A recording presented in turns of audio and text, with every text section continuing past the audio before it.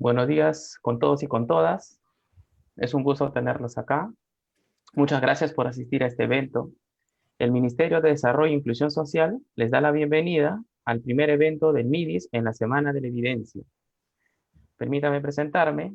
Mi nombre es Elmer Guerrero, director de evaluación de la Dirección General de Seguimiento y Evaluación.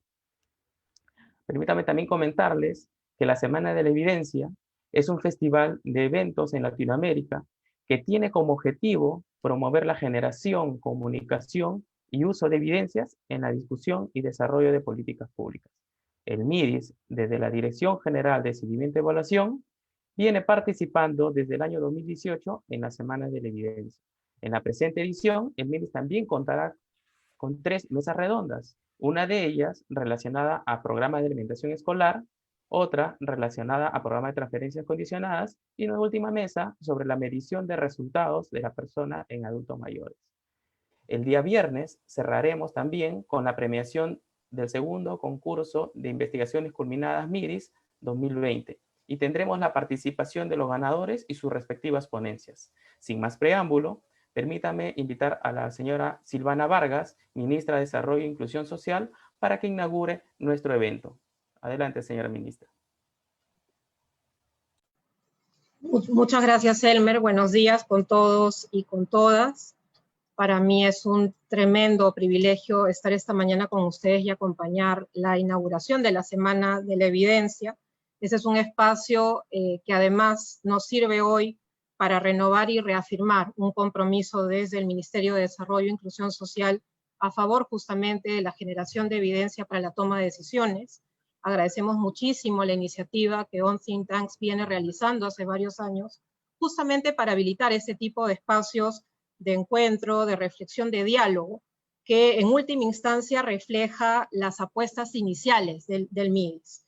Quería entonces iniciar mi brevísima intervención aludiendo justamente a que el Ministerio se crea en el 2011 bajo la apuesta explícita de generar y promover resultados de bienestar centrados en la vida de las personas, y bajo ese entendido, en realidad la apuesta se apoya en 2 grandes pilares.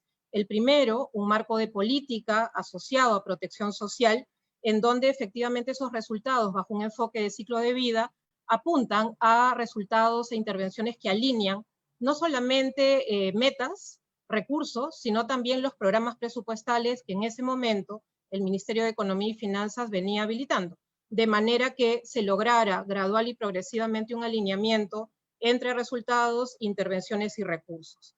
Sin embargo, nada de esto podría efectivamente generar los resultados que se esperan si no estuviera, digamos, apoyado también en un marco de evidencias que permitiera justamente reajustar, replantear, cuestionar las decisiones que se venían tomando. Es así que en el año 2012 el MIDIS aprueba una resolución ministerial que yo creo fue emblemática en su momento, en donde se promueve lo que se llamó en ese momento los lineamientos para la evaluación, el seguimiento y la gestión de la evidencia, no solo de las políticas, sino también de los planes, programas y proyectos del sector. En esa línea yo creo que se hizo una innovación en materia de cómo las políticas públicas dialogaban con resultados de investigación en franco diálogo con la academia y otros actores de la cooperación internacional, de la sociedad civil y eventualmente también del sector privado, ya en el 2012. En ese sentido, yo creo que un espacio como este, lo único que hace, como digo, es renovar y replantear esa apuesta por seguir gestionando políticas centradas en la generación de bienestar de las personas, pero desde un marco que dialoga con evidencia. ¿Y por qué eso es importante? Primero, porque dialogar con la evidencia desde el campo de las políticas públicas interpela nuestros marcos de referencia. No nos damos, digamos, por convencidos o tener, digamos, verdades absolutas, sino que en permanente diálogo con la manera como las decisiones se toman y cuáles son los énfasis que éstas tienen. En segundo lugar, porque dialogar con la evidencia facilita enfoques y herramientas que permiten justamente modular, replantear, reconfigurar el horizonte y las prioridades que se tienen.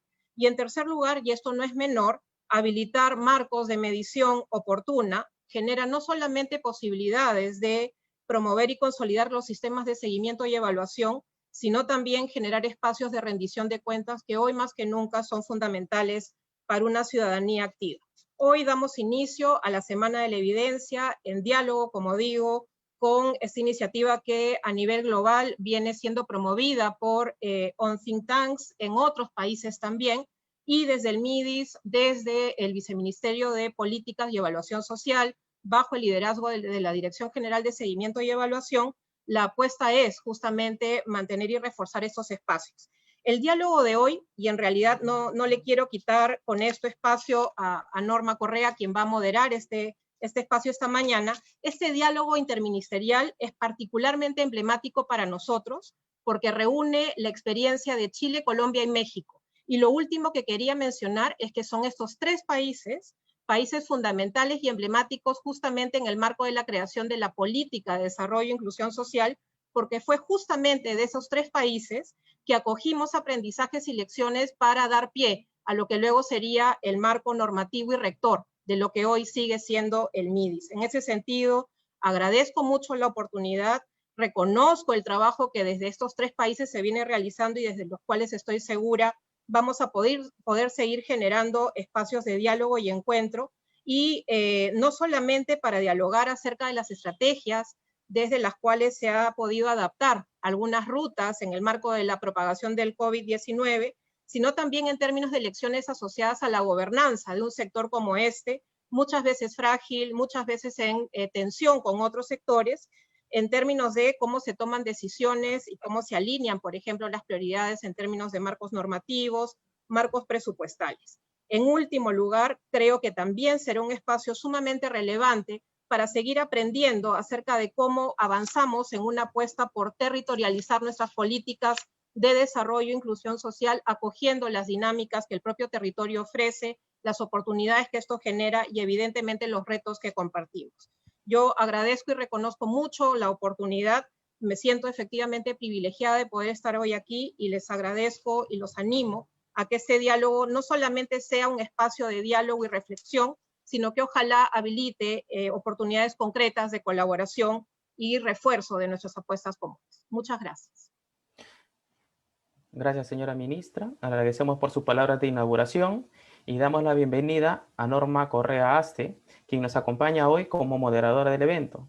Permítame presentarles a Norma. Norma es antropóloga peruana, dedicada a promover la transformación social desde la superación de la pobreza, equidad de género, diversidad e inclusión. También es profesora e investigadora de la Pontificia Universidad Católica del Perú y cuenta con más de 15 años de experiencia liderando programas de desarrollo económico y social, así como evaluadora, asesora para organismos multilaterales, instituciones públicas, think tanks y otras empresas en Latinoamérica, especializada en política social comparada, innovación, interculturalidad y desarrollo económico. Y sin más, te damos la bienvenida, Norma. Norma, por favor. Muchas gracias, Elmer. Buenos días a todos, buenos días al panel, a la señora ministra. Es realmente un placer estar aquí con ustedes esta mañana. En estos años el MIDIS nos ha acostumbrado a tener eventos muy interesantes, ¿no? Sobre todo a través de los impulsados desde la Dirección General de Seguimiento y Evaluación, que nos permiten dialogar, no tanto desde resultados de investigación como de la experiencia que viene de otros países, ¿no? Como todos sabemos, la pandemia ha puesto a prueba los sistemas de protección social en América Latina, pero hemos visto también cómo los países, desde sus diferentes experiencias y herramientas, han ido respondiendo a este reto. Y este es sin duda un asunto clave, ¿no? Porque como todos sabemos, la pandemia también está dejando un impacto importante en términos de incremento de la pobreza y la vulnerabilidad. Así que este diálogo interministerial que tenemos hoy es importante tanto para aprender del pasado, pero también para imaginar lo que tenemos que hacer a futuro, para responder a estos nuevos desafíos. Y como ha señalado la señora ministra, México, Chile, Colombia son países referentes para nosotros en Perú, no tanto a nivel de lo que han hecho en políticas públicas, como a nivel de la investigación que producen en materia de protección social. Así que la idea de este espacio es aprender de nuestros vecinos de América Latina. Y para ello tenemos la siguiente dinámica. Vamos a tener 4 rondas de preguntas. La primera más larga, las otras van a ser más cortitas, no se preocupen, vamos a ir indicando, ¿no? Para que nuestros invitados internacionales puedan compartir sus experiencias. De ahí vamos a pasar a los comentarios de Ana Solórzano, que ya vamos a presentarlos a todos en su momento, ¿no? Y luego tenemos un espacio para recoger sus preguntas y finalmente damos las conclusiones de este evento. Los quiero invitar desde ya a ir anotando, compartiendo sus preguntas en el chat del Zoom. Tenemos un sistema para ir recopilándolas todas en tiempo real, de manera que hay espacio para poder atender a sus inquietudes y aportes. Bien, entonces vamos a empezar ahora con la primera pregunta. Y la primera pregunta va justamente a conocer la experiencia de cómo han usado la información en el diseño, adecuación, adaptación de programas sociales para atender a la población en situación de pobreza y vulnerabilidad en el marco de esta pandemia. Y vamos a empezar, en este caso, a invitar a José Enrique Velázquez Hurtado, director general de seguimiento y evaluación del MIDIS, quien es médico cirujano, docente de la Facultad de Medicina de la Universidad Peruana Cayetano Heredia, con una maestría en salud pública por la misma universidad. Cuenta con 18 años de experiencia laboral en el sector público y como consultor en temas de seguimiento y evaluación. Entonces vamos a empezar por la experiencia peruana. Enrique, ¿cómo se ha usado la evidencia para adaptar los programas sociales a los retos de la pandemia? Norma, muchas gracias. Tengan ustedes muy buenos días. Bueno, un saludo especial a las personas que me acompañan en la mesa de diálogo, a la señora ministra Silvana Vargas, a Fernando Socias de Chile, a Mónica Peinado de Colombia y a Eunice Arias de México, así como a Ana Solórzano, que va a estar a cargo de los comentarios, y a Norma Correa, hoy que está a cargo de la moderación, una amiga de la casa, y naturalmente al equipo de la Dirección General de Seguimiento y Evaluación, la dirección que me honra dirigir. Saludo también la presencia de cada una de las personas que nos acompañan a través de la conexión Zoom, así como en las diferentes redes sociales del MIDIS por las cuales se está transmitiendo este evento. En relación a esta pregunta, la primera, como comentaban, hay realmente 3 experiencias que se pueden mencionar desde el MIDIS relacionadas al uso de la información. Voy a precisar una de ellas, porque la pregunta se concentra en una de ellas. Sin embargo, me gustaría ver cómo es que, además, esta primera tiene relación con las otras intervenciones. Lo que quiero narrarles en primera instancia es la entrega de las subvenciones a población pobre y vulnerable, la experiencia de los bonos y cómo la información ha sido crucial para poder hacer frente a este gran problema que ha representado para nosotros y para los otros países esta pandemia por COVID-19. Y al igual que en los otros casos, nosotros nos hemos enfrentado ante la necesidad de compensar estos cambios rápidos en la situación económica y social de los hogares peruanos. Creo que si nosotros en los diferentes países hubiésemos preguntado si pensábamos que algo similar se iba a dar, probablemente todos hubiéramos respondido de que no. Sí, ha sido un evento catastrófico, pero ha sido un evento también que se ha dado de un momento a otro y en esa línea, en algunos casos, ha superado de manera amplia lo que teníamos lo que teníamos calculado.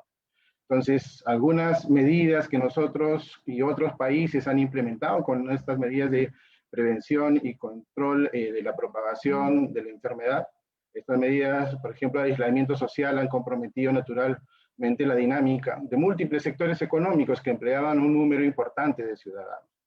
Algunas empresas, por ejemplo, en esa línea han quebrado, se ha comprometido naturalmente la presencia de sus trabajadores y el ingreso de los mismos. Para mitigar este impacto se establecieron paquetes de subsidios económicos a los hogares, cuyos beneficios inicialmente fueron en base a un registro de información que teníamos ya en el país, que es el Padrón General de Hogares, un registro que además tiene información de 25 millones de personas del país. El país, como para que tengan una idea, el Perú tiene, según el estimado del Instituto Nacional de Estadística e Informática y del Registro Nacional de Identidad y Estado Civil, tiene alrededor de 33 millones de personas. 25 de ellas están en el registro del Padrón General de Hogares. Y claro, este Padrón General de Hogares además tiene la clasificación socioeconómica con la cual uno puede focalizar algunas intervenciones y lo ha venido haciendo en esta línea. Al iniciar la pandemia, este fue el registro que se utilizó para poder identificar a la población más pobre. Entonces, y vulnerable. Cuando ya empezamos a ver que la pandemia seguía avanzando, un desafío importante que surgió era identificar no solamente a la población pobre y pobre extrema, sino también a aquellas personas y hogares que tradicionalmente estaban fuera de estos registros, trabajadores formales, informales, sectores medios que habían quedado sin fuente de ingreso y por ende con una alta necesidad también de apoyo. Entonces, para poder cubrir también a esta población, en mayo de este año, un decreto de urgencia dispone la creación del Registro Nacional de Hogares para Medidas COVID-19. A partir de la integración de múltiples fuentes de datos que contenían además información de personas y hogares, partían del Padrón General de Hogares que tenía 25 millones de personas, pero también identificaban a estos hogares en el Censo de Población y Viviendas y en una plataforma web que fue generada por una de las instituciones del Estado para que las personas ingresen su información y podamos tener de alguna manera la información lo más completa posible. El resultado, naturalmente, de este ejercicio permitió agrupar la población total del país en hogares. Es información que, como les comentaba hace un rato, permitió también alimentar otras intervenciones. Dos de ellas, que son las que les mencionaba al inicio, tienen que ver con la implementación de una red de protección a la persona adulta mayor con alto riesgo y a personas con discapacidad severa, que eran las personas que al inicio de la pandemia se veía que iban a ser las personas más afectadas, y efectivamente lo fueron. Esta intervención intersectorial e intergubernamental que tiene como finalidad brindar servicios de promoción, prevención y protección a estas personas vulnerables necesitaban además de información relacionada a su salud. Este alto riesgo venía de la identificación de determinadas morbilidades que agrupadas le daban una mayor probabilidad de compromiso en el marco de la pandemia. Y la segunda intervención son las intervenciones temporales en los programas sociales del MIDIS. Como muchos programas sociales en la región, se dictaron también medidas extraordinarias para poder adecuar el diseño e implementación de estas intervenciones del MIDIS y en otros países del sector correspondiente, con la finalidad de poder responder a poblaciones vulnerables. Dos de estas intervenciones, por ejemplo, del país se concentran en lo que corresponde a la intervención temporal para la primera infancia y el apoyo al desarrollo infantil temprano. Tanto en este caso, como en el caso de la red de protección de personas adultas mayor con alto riesgo y personas con discapacidad, el Registro Nacional de Hogares fue una fuente. Sobre ellas se tuvieron que hacer cruces adicionales para poder ver otros registros administrativos que pudieran complementar esta información. Este ejercicio del Registro Nacional de Hogares en el país es un hito porque de alguna manera recopila y busca ser una fuente ya en el tiempo sostenible y dinámica de la conformación de hogares en el país. Excelente, excelente, Enrique. Muchas gracias por darnos este panorama de la experiencia peruana.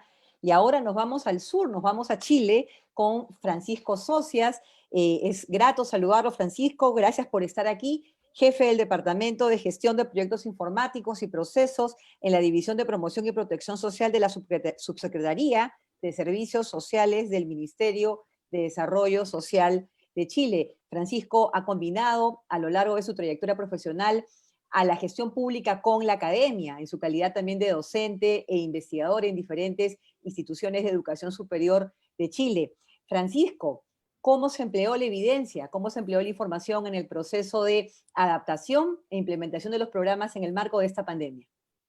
Bueno, buenas tardes, Norma. Un gusto saludarlos. Ministra, un gusto también saludarla. Mira, no es tan distinto lo que hicimos nosotros en Chile, con la única diferencia que nosotros ya teníamos un registro de información social.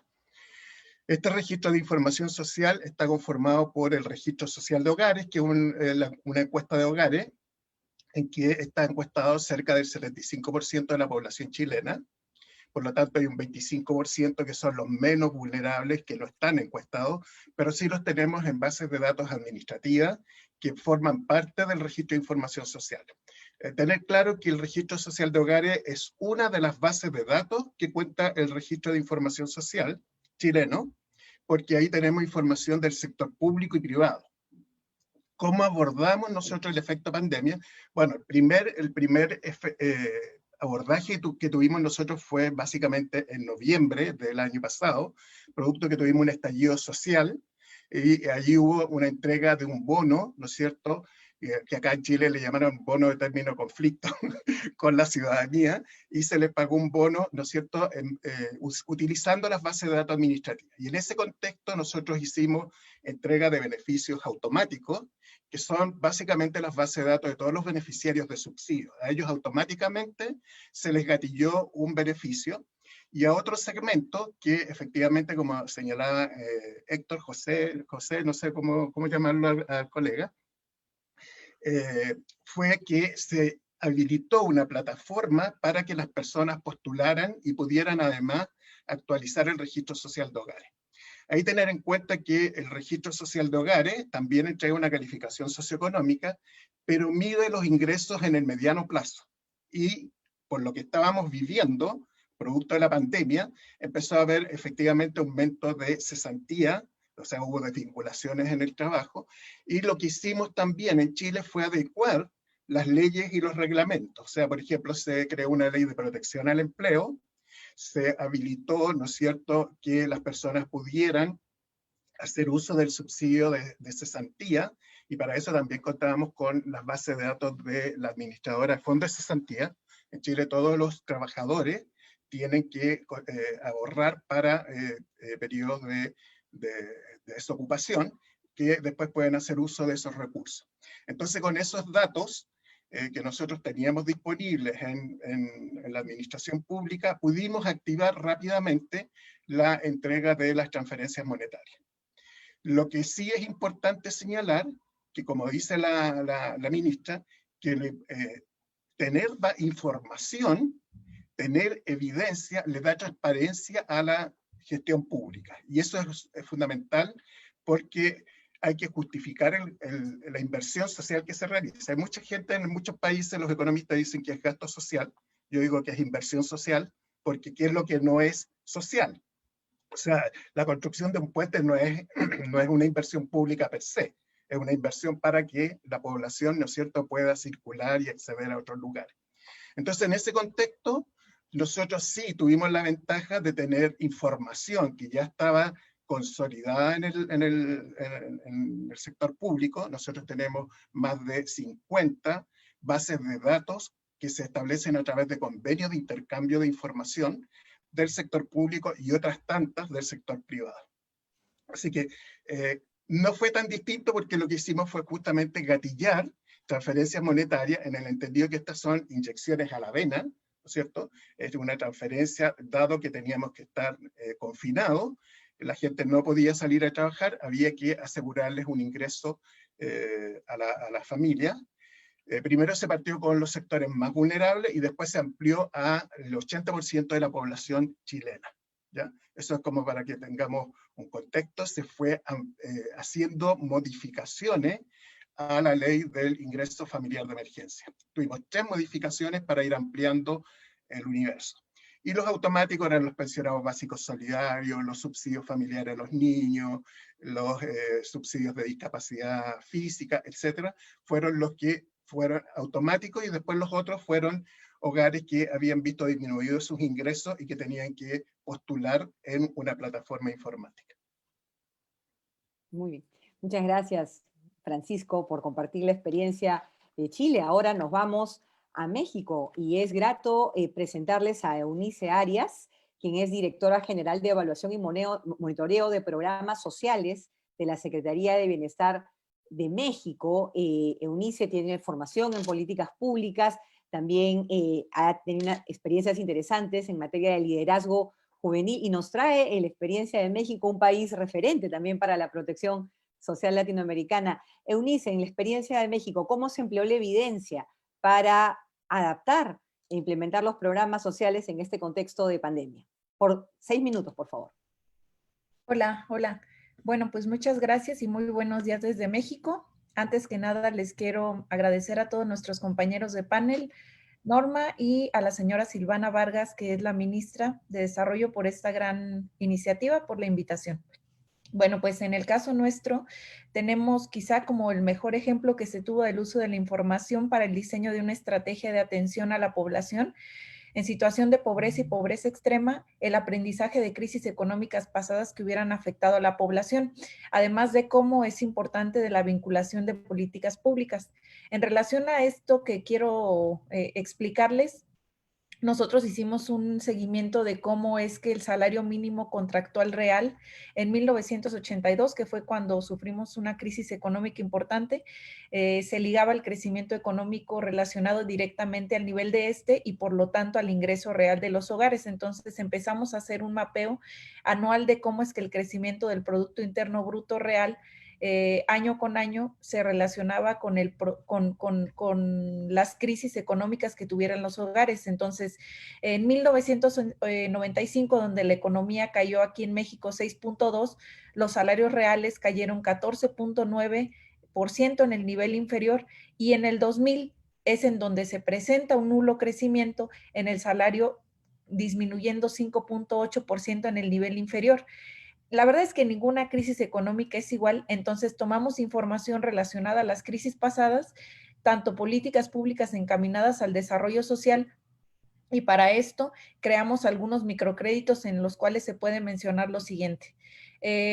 A lo que acaba de mencionar ahorita nuestro compañero Francisco de Chile, nosotros hicimos una cosa muy similar, y es que con los registros administrativos que ya teníamos de personas que forman parte de la economía formal aquí en México, básicamente hicimos un cruce de quiénes son las personas que habían perdido su empleo, o que estaban sus empresas sufriendo por falta de ingreso o liquidez. Entonces se habilitó una página web para que los empleadores, o sea, las personas que formaban parte de esa base de registros administrativos, aplicaran a créditos solidarios a la palabra. Esa es la primera acción que nosotros identificamos como importante, y utilizamos información disponible y bases de datos y registros administrativos que tenemos hechos desde hace aproximadamente de 10 a 15 años aquí en México.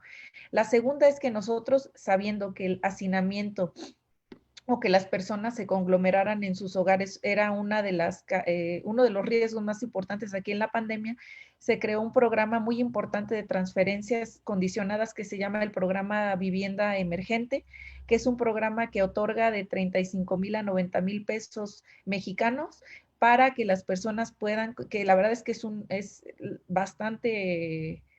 un apoyo bastante importante para que las personas construyan un cuarto adicional o hagan un mejoramiento dentro de su hogar, dependiendo de si tienen que hacer algún mejoramiento o ampliación, dependiendo de cuál es su condición de hacinamiento.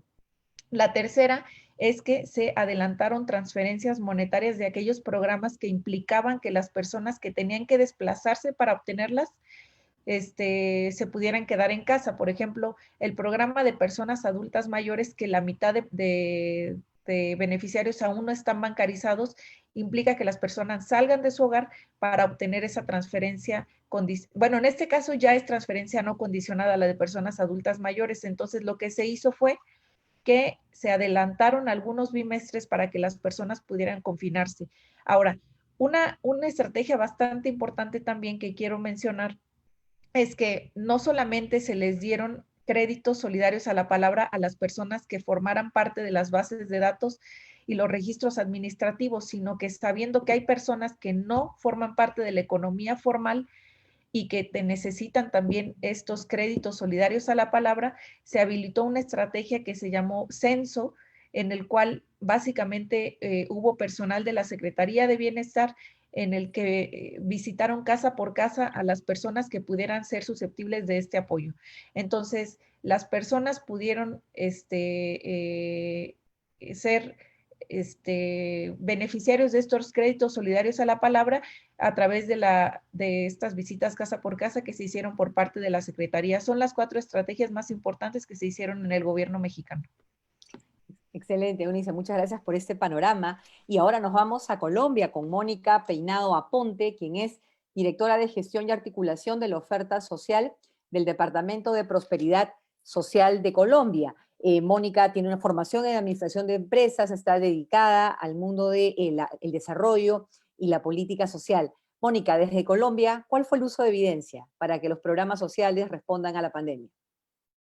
Muchas gracias, Norma. Buenos días desde Colombia. Un saludo muy especial a todos mis compañeros de Latinoamérica y de manera muy especial a nuestra ministra de Perú. Creo que por ahí se han encontrado en varios espacios con la ministra, la doctora Susana Correa, que la estima mucho. Entonces, un saludo muy especial por parte de ella.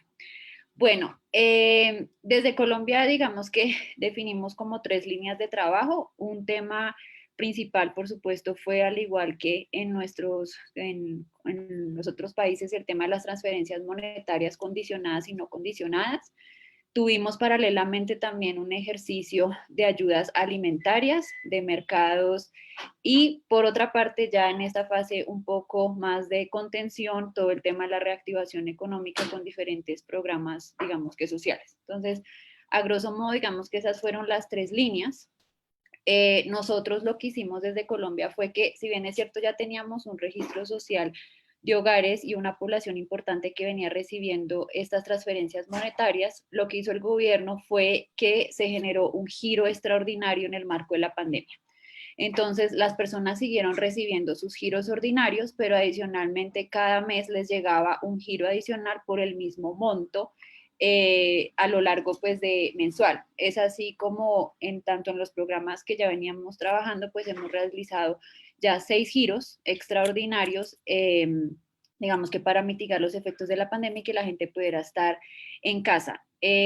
Al igual que en Chile, estas transferencias monetarias hoy llegan casi al 80% de la población y puntualmente generamos 2 programas de impacto fuerte en transferencias monetarias. Uno fue Ingreso Solidario, que se constituyó para la pandemia y era para todos aquellos hogares que no estaban en ningún programa del Estado, que teníamos población informal y que llevaban un número importante de meses, 2, 3 meses sin empleo. Entonces, este programa hoy llega a 3 millones de hogares. Fue un desafío fuerte porque nos obligó a cruzar un sinnúmero de bases de información, no solo los programas sociales, sino con los sistemas de seguridad social, las personas que efectivamente se han registrado como para tener subsidios de desempleo, etcétera, etcétera. Y casi que maratónicamente en 2 semanas creamos esta base de ingreso solidario, que muy posiblemente estamos planteando ahora que puede ser la sombrilla de una renta básica como no lo han, digamos que solicitado.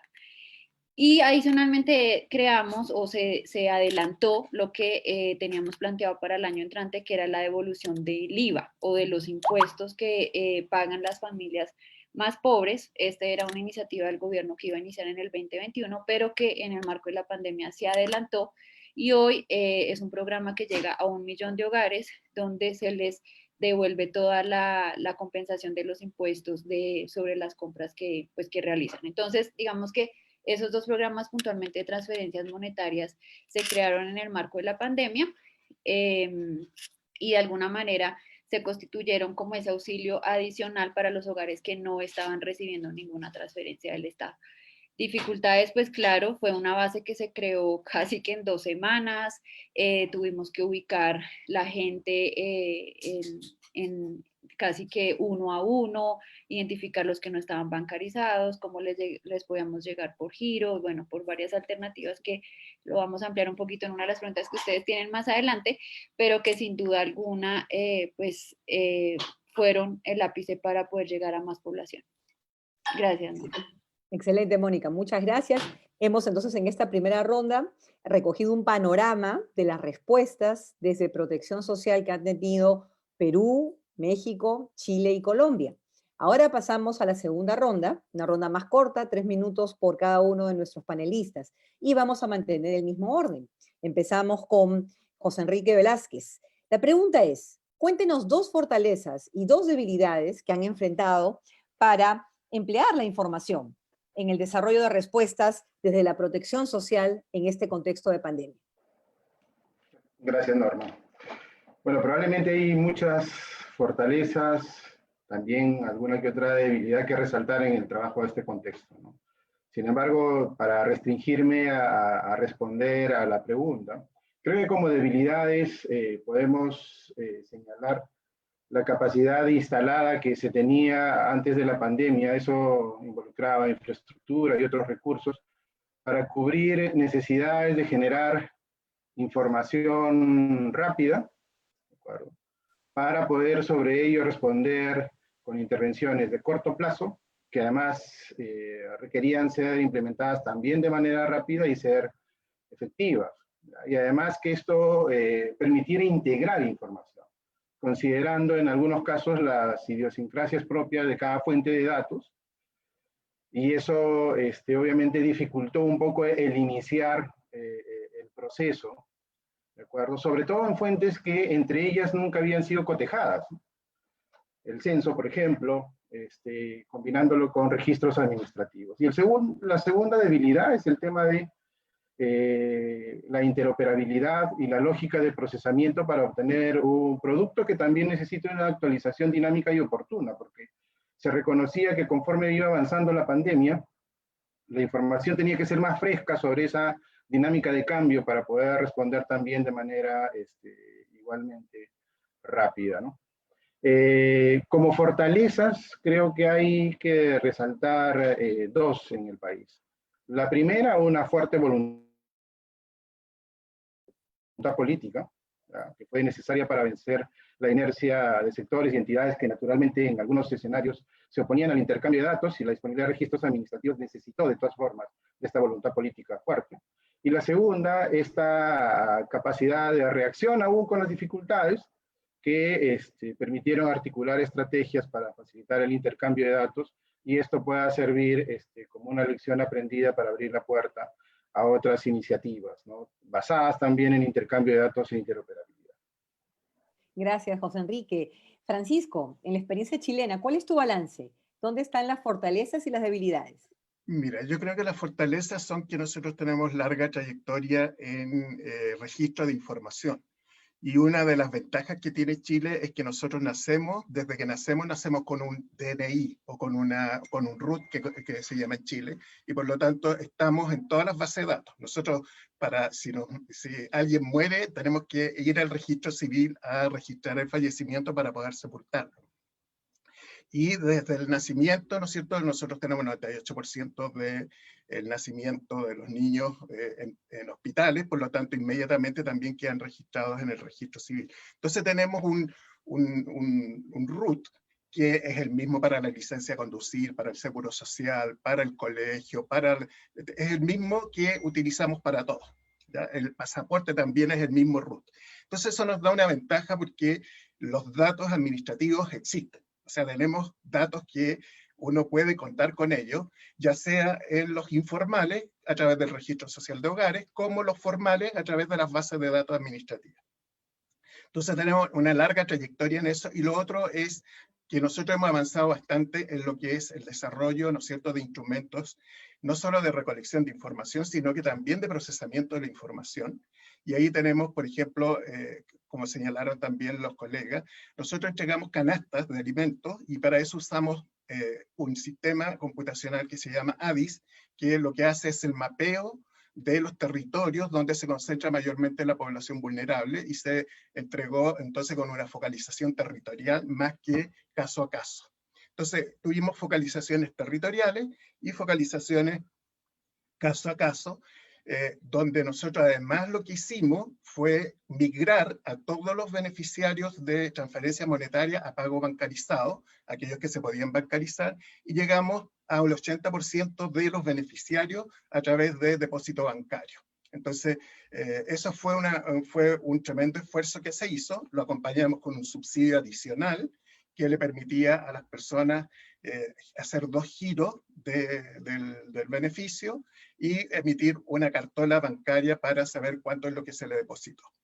Así que esa es una de las fortalezas. ¿Cuál es la debilidad? La que señaló también José, que la dinámica que nos enfrentamos, no estábamos preparados con las bases de datos. Las bases de datos, por definición, tienen un desfase y obviamente que los empleadores cotizan un mes o 2 meses después que lo que le pagaron al trabajador. Entonces, no, era difícil encontrar el efecto de la pandemia inmediatamente. Entonces, lo que se hizo ahí fue justamente entregar esta plataforma informática para que la gente fuera registrando su situación de desempleo. Porque ahí tuvimos una debilidad que tiene que ver con el desfase de la información.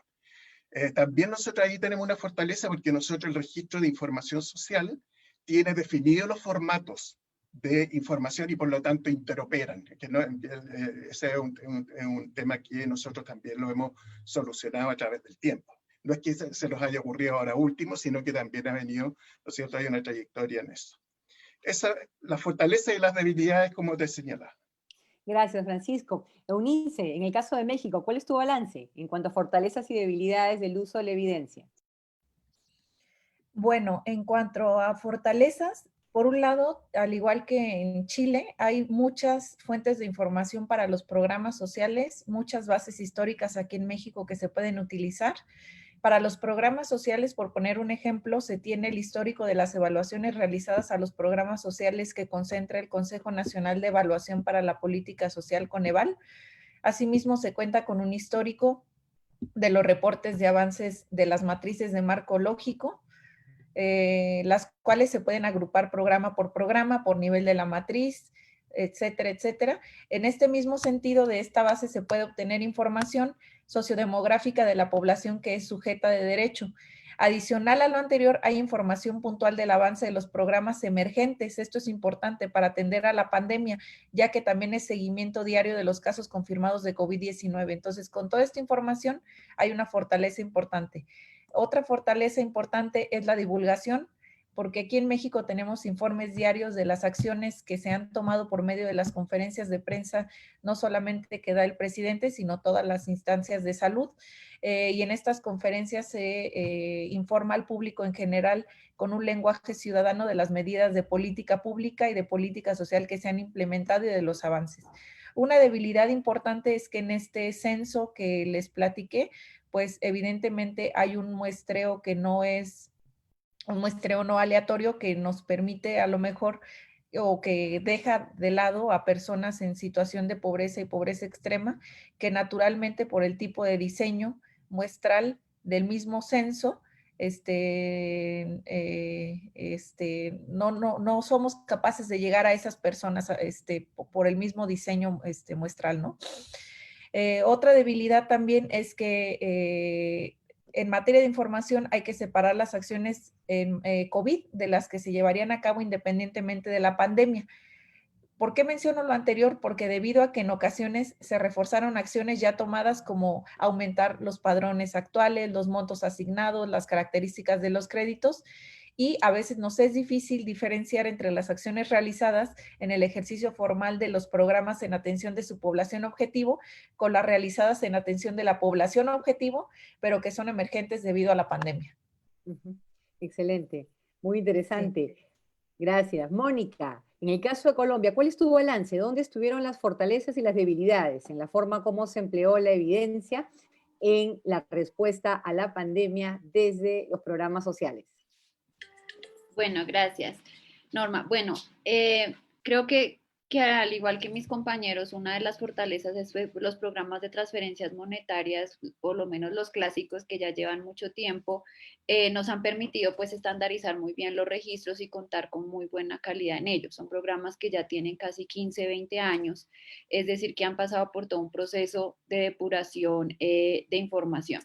Pero yo rescataría un tema muy importante y es que a raíz de la pandemia el gobierno decidió centralizar todos los programas de transferencias monetarias en nosotros. Es decir, todo lo que era adulto mayor, que lo tenía otro ministerio, el tema de la compensación del IVA, etcétera, estaban como en diferentes ministerios y a raíz de la pandemia, que es algo muy positivo, todos los programas de transferencias monetarias se han unificado en prosperidad social.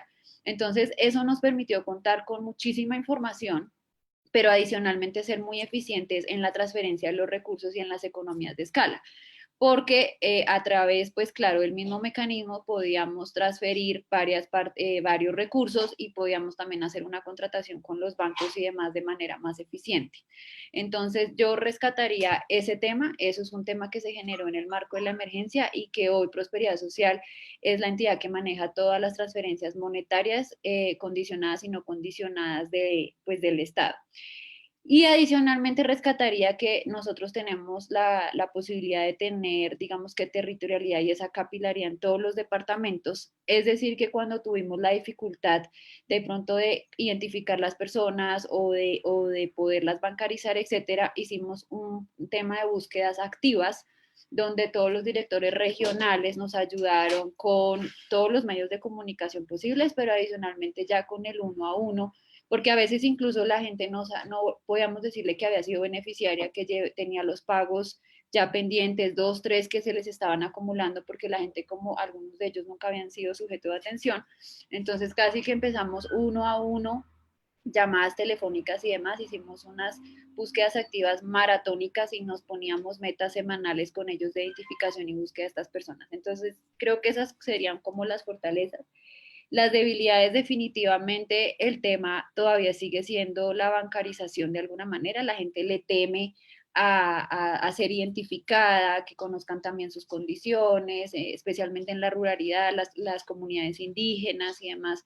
Seguimos, digamos que teniendo algunas dificultades de acceso con el ejército y la policía. Llegamos incluso con bancos móviles a estas comunidades para poder acceder a ellos, porque era uno, por sus tradiciones y demás, no permitían que el Estado entrara con este tema del COVID, porque ellos, la verdad, se han protegido mucho, pero adicionalmente a eso, porque la bancarización no les interesa ni lo quieren hacer. Entonces, esa creo que ha sido todavía una dificultad. Y lo otro es que la bancarización llegaba a través de los números de celular. Entonces le decían a la persona, ya usted puede retirar el giro, su código es X. Y lo que identificamos es que estas personas pues cambian de celular casi diario o de número de teléfono. Entonces, hoy teníamos la información, ya los habíamos ubicado y a los 2 días, 3 días, el banco nos generaba el rechazo de que no había podido girar los recursos por estos temas de un poco esa corresponsabilidad también de que la gente no registra ni actualiza los datos. Entonces, de un pago a otro, cambia muchísimo la información para poderlos volver a contactar. Entonces, creo que esa es una dificultad que hemos tenido en poder llegar con los recursos de manera más eficiente. Tienes el micrófono apagado, Norma. Y disculpen, gracias por avisar. Gracias, Mónica. Y bueno, con eso terminamos esta segunda ronda, cuyo objetivo era hacer un balance, ¿no? Un balance crítico sobre las fortalezas y las debilidades en el uso de la evidencia en el marco de las respuestas a la pandemia desde el mundo de los programas sociales. Ahora vamos a la tercera ronda a hablar del tema de tecnología, ¿no? Todos lo hemos experimentado en nuestra vida cotidiana. Esta pandemia ha fomentado una transformación digital acelerada, tanto a nivel de las entidades públicas como dentro de nuestras propias vidas, ¿no? Miren la cantidad de eventos que hacemos ahora por Zoom, ya es parte de nuestros nuevos rituales y nuestros nuevos hábitos, ¿no? Entonces quisiera proponerle al panel una reflexión sobre cómo se ha utilizado la tecnología en los procesos de recolección de datos, también en los procesos de llegar a los usuarios en el marco de esta pandemia. Y empezamos por José Enrique. Gracias, Norma. Bueno, en general, como has comentado bien, el acceso a la tecnología ha tenido que asegurarse de manera rápida. Yo tengo aquí 5 puntos que me gustaría rápidamente mencionar. Uno es el uso de las llamadas telefónicas para obtener información de las personas y los hogares. Antes estaba planificado como de manera excepcional, pero en este periodo ese ha sido uno de los elementos que nos ha permitido tener información. De ello, lo que les mencionaba de la red de protección a la persona adulta mayor con alto riesgo y personas con discapacidad se valían de llamadas telefónicas diarias para poder obtener información del estado de salud y entregar además mensajes. O de pronto el reconocer que uno de los grupos vulnerables que también iba a poderse verse comprometido eran los infantes, ¿de acuerdo? Utilizar esta herramienta permitió hacer evaluaciones del impacto que tiene el COVID en el desarrollo y bienestar de los niños y niñas menores de 6 años. La misma herramienta ha utilizado el Instituto Nacional de Estadística e Informática para recoger información de sus encuestas nacionales. Entonces, esta es una primera herramienta que es útil. Lo otro se comentó en una de las participaciones anteriores, el uso de plataformas web para poder, por ejemplo, recoger información sobre conformación de hogares. Para nosotros fue de utilidad en el marco del Registro Nacional de Hogares. Tenemos un registro relacionado con la protección social en el país, pero también tuvimos que reconocer que este evento de pandemia finalmente superó e involucró a gente que anteriormente no era considerada pobre y vulnerable. Otro aspecto es la educación, la entrega de tablets a niños, estos dispositivos digitales que se entregaran como parte del objetivo gubernamental de reducir la brecha digital, ya tenía que incluir el contenido pedagógico a alcanzar para poder facilitar la llegada de la educación. Luego, en el pago de los bonos, se tuvieron que implementar diferentes modalidades del cobro de bono, porque no esperábamos que todas las personas atiborren las agencias bancarias, y en esa línea se identificaron depósitos en cuenta, por ejemplo, el uso de carritos pagadores, billetera digital, banca celular o cuenta DNI que antes no eran tan utilizados. Y el último punto es este aspecto de poder interconectar bases de datos con otras que anteriormente no eran consideradas. En el tema de focalizar, por ejemplo, la población o definir la elegibilidad de la población vulnerable, ya entraba información que antes no era tan utilizada, como la información de SUNAT para ver el pago de impuestos recientes, la SBS para ver ahorros en el banco, o planilla pública y privada para poder identificar en base a todos ellos si la población o un hogar era vulnerable. Gracias. Excelente, excelente, gracias. Francisco, en el caso chileno, ¿cómo fue la experiencia de adopción de tecnología? Bueno, mira, básicamente en el caso chileno, al final fue universal las transferencias que nosotros hicimos. Lo que hay que tener en cuenta es un poco lo que decía Mónica también y Eunice. Nosotros tenemos transferencias monetarias condicionadas, que lo que hicimos fue, a través de un mandato constitucional, el presidente amplió el plazo de vencimiento de los beneficios. En el caso chileno, los beneficios duran 3 años. Después tienen que volver a postular las personas y certificar que se cumplen con las condicionantes. Entonces, lo que se hizo fue, a través de un mandato constitucional, un decreto, se amplió la vigencia del vencimiento por plazo legal y por, ¿no es cierto?, no cobro, porque por ejemplo, en el caso chileno también, si no cobran durante 6 meses, el beneficio se extingue, el pago presencial. Y por eso hicimos esta migración grande al pago bancarizado. En general, yo te diría que un alto porcentaje de la población tenía cuenta bancaria, pero no optaba por el depósito bancario. Entonces, cuando nosotros los migramos, si tenían cuenta, les transferimos los recursos a la cuenta bancaria. De las condicionadas y de estos bonos extraordinarios que se habilitaron, el bono COVID y después el ingreso familiar de emergencia, que ahora en diciembre vamos a pagar otro. Mi departamento está a cargo de todos estos pagos, todo lo que es gestión de proyectos informáticos está en mi departamento, por lo tanto es un trabajo bien complejo. Lo segundo es que nosotros no tenemos centralizados los beneficios, las transferencias monetarias condicionadas, sino que están en los municipios, y los municipios tienen un rol importante en el trabajo, los gobiernos locales. Nosotros solo las transferencias que son extraordinarias las hemos ido pagando desde el nivel central, pero usando la información que los mismos municipios recolectan.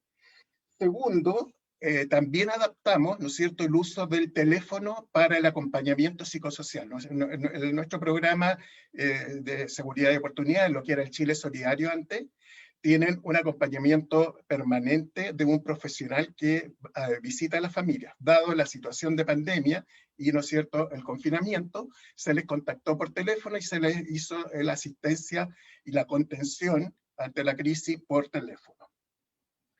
Tercero, nosotros lo que hicimos fue habilitar plataformas informáticas para que las personas pudieran postular, en el caso de que tenían, ¿no es cierto?, necesidad de contar con beneficios que no estaban en las bases de datos administrativas porque habían quedado cesantes o habían visto disminuido sus ingresos. Por lo tanto, se habilitaron plataformas informáticas para eso.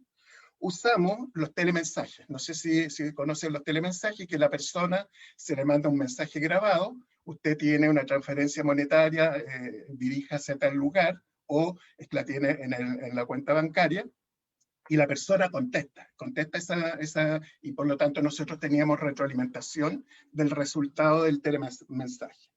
Adicional a eso, nosotros mandamos correos electrónicos a todas las personas que tenían beneficios extraordinarios, dado que ellos tenían que registrar un correo electrónico para hacerles llegar los mensajes. Entonces, usamos todos los medios tecnológicos, además de los medios de comunicación masivos como la televisión, la radio y, ¿no es cierto?, la información de los medios escritos. Y también usamos la sociedad civil a través de la radiotelefonía. Ya estos casos, o sea, los radiales, digamos, que son aficionados y que también tienen expresión en el nivel local.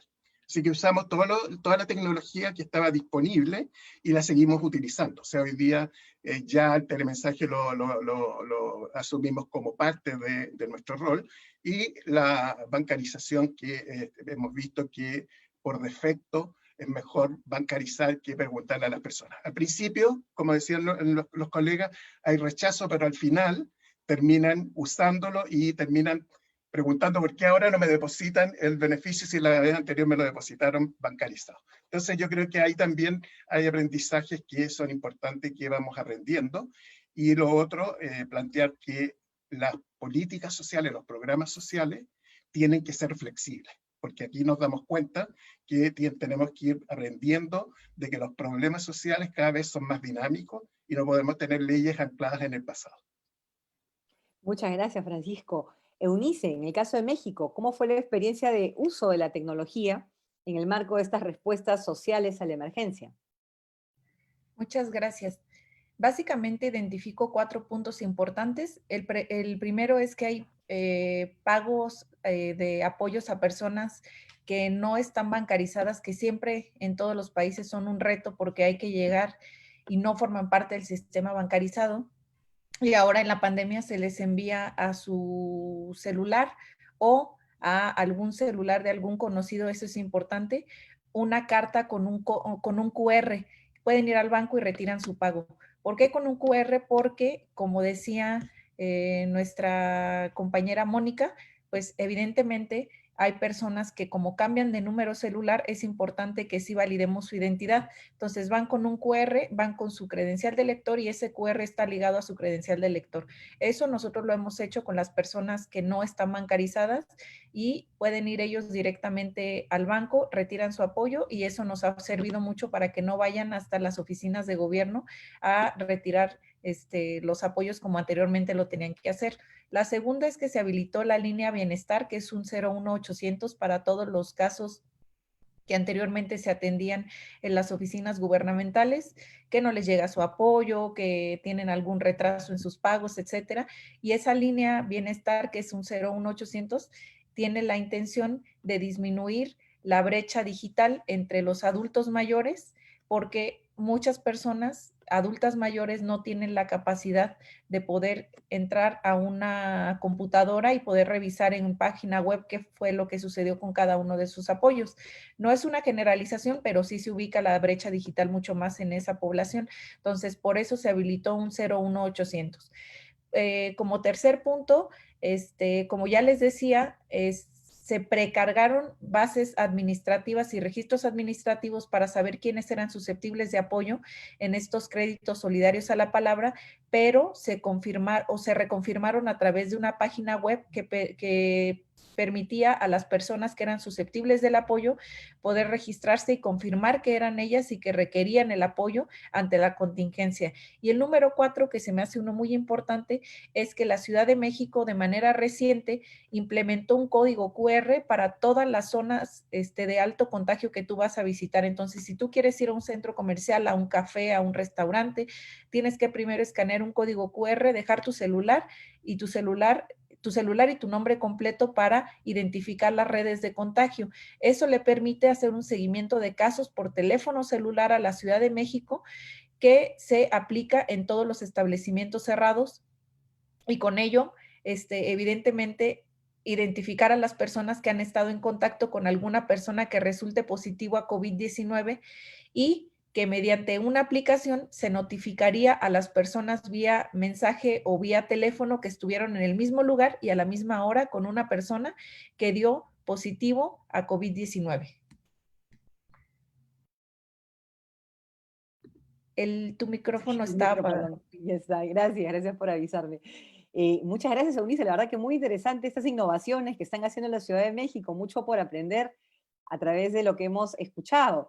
Mónica, ¿cómo fue esta adaptación de la tecnología a la prestación de los programas sociales en el marco de la emergencia?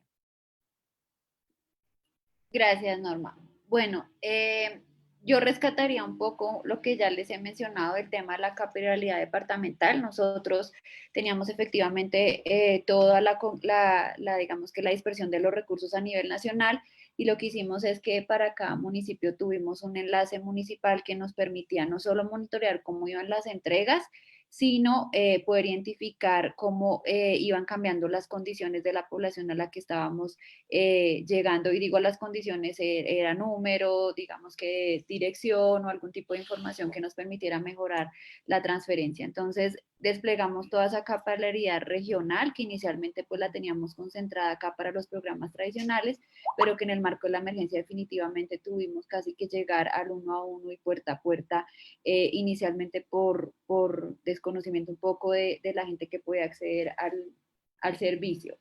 Y lo otro, pues definitivamente, pues sí fue una bancarización masiva, que al igual que en Chile, nosotros teníamos unas metas, de hecho, para el marco del cuatrenio en este sentido, y con el marco de la pandemia la superamos casi que 3 veces, lo cual es buenísimo porque avanzamos rápidamente en estos procesos de bancarización, y como decía Francisco, finalmente la gente termina haciéndosele más cómodo el tema de ir, y en el marco de la pandemia que era tan peligroso. Con los adultos mayores, al igual que en México, les dimos como una credencial para que algún familiar pudiera ir a cobrar, de tal forma, especialmente para aquellos que no estaban bancarizados y no tuvieran ellos que exponerse al contacto, pues de pronto con el COVID.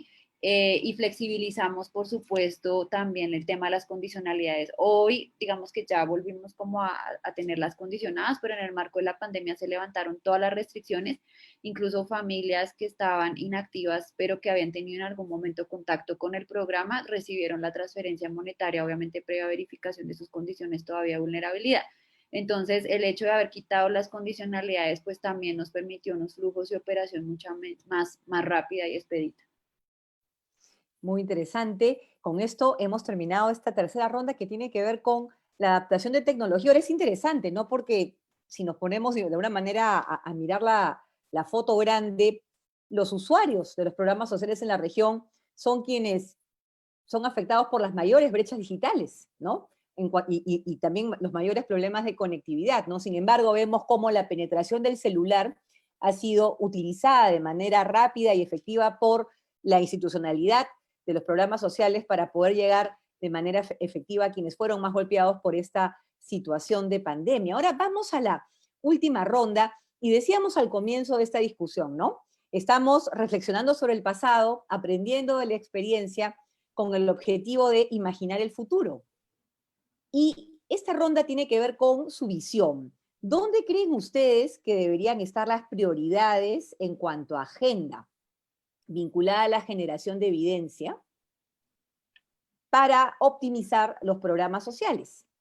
Y empezamos con José Enrique. José Enrique, ¿dónde deberían estar esas prioridades para América Latina?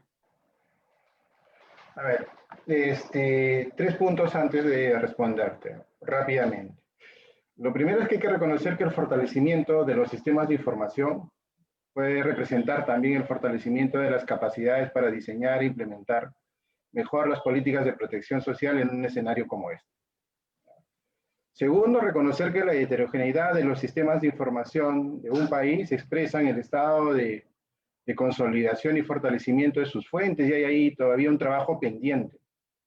Y mientras más complejo sea el trabajo, además se van a ir incorporando más necesidades. Si tenemos en cuenta eso, yo creo que lo que hay que ver hacia adelante es primero dejar cimentados procesos que permitan la mejora continua de la calidad de la información y la importancia que en ello tienen los registros administrativos.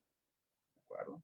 Y estos aspectos tienen que ir tanto en la gestión de la información del lugar de origen, tanto la extracción, procesamiento y generación de información, y cómo esta información la vamos a utilizar.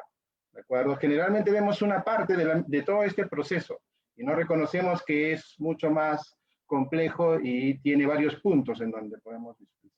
Y lo segundo es que debemos impulsar procesos robustos para la interoperabilidad entre los diferentes sectores y entidades al interior del Estado, ¿no? Considerando pues que el intercambio de datos en el marco de lo anterior es fundamental, la información como información geoespacial es complementaria, debería permitirnos cualquier sistema de información la identificación individual que facilite el seguimiento individual, ¿de acuerdo? Pero también por hogares. Y eso debería sumar a los 3 puntos que se comentaron al inicio.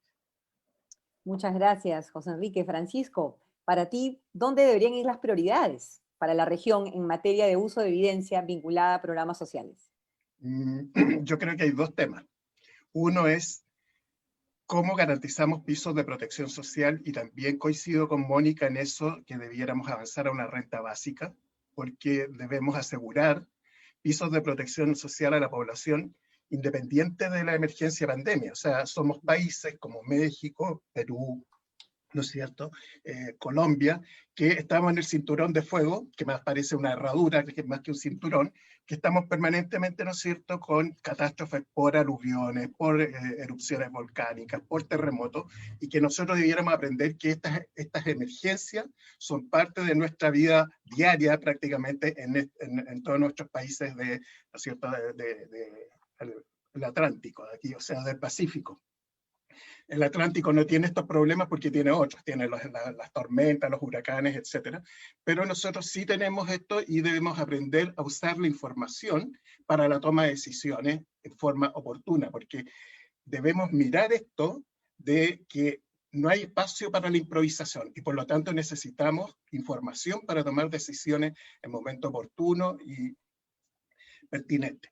Y en eso nosotros partimos el año pasado con un proyecto con el Banco Mundial que se llama Gestión Social Local, donde estamos consolidando información que tienen los gobiernos locales, además de la información que tenemos nosotros a nivel central. Es decir, todas las bases de datos administrativas que dispone el Ministerio, las estamos disponibilizando en una plataforma informática, pero al mismo tiempo con un modelo de gestión de los departamentos sociales distintos.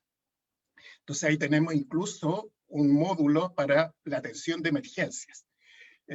Partimos el año pasado con el proyecto piloto, este año se amplió y para el próximo año tenemos más de 200 municipalidades ya interesadas en conectarse a esta plataforma y asumir un modelo de gestión distinto.